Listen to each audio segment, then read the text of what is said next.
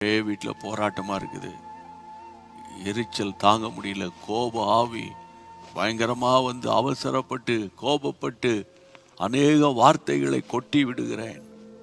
அப்புறம் அழ முடியுமா? முடியாது.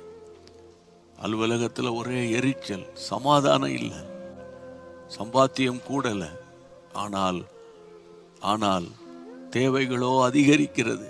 ஒரு பக்கம் சஞ்சலம், இன்னொரு பக்கம் மன அழுத்தம், இன்னொரு பக்கம் மன சோர்வு, என்ன பண்றதுனே தெரியல என்ற ஒரு வேதனையோடு இருக்கிற தேவ பிள்ளையே, உங்களை ஜெயிக்க, ஜெயம் எடுக்க கர்த்தர் அழைத்திருக்கிறார்.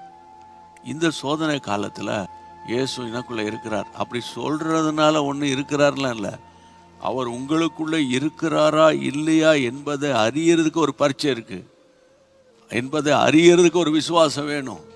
நீங்க பரீட்சைய நீங்க தள்ளி போடாதீங்க. ஐயோ எனக்கு பரீட்சை வேணாம், ஐயோ டெஸ்ட் வேணாம் நினைக்காதீங்க. டெஸ்ட் வைக்க வைக்க வைக்க தான் உங்க விசுவாசம் உறுதிப்படும். அந்த விசுவாசத்துல நீங்க நிப்பீங்க. கர்த்தராகிய இயேசுவின் நாமம் உங்க மூலமா மகிமைப்படும். நீங்க ஜெயம் எடுப்பீர்கள் என்று நான் கர்த்தருடைய நாமத்தினால சொல்றேன்.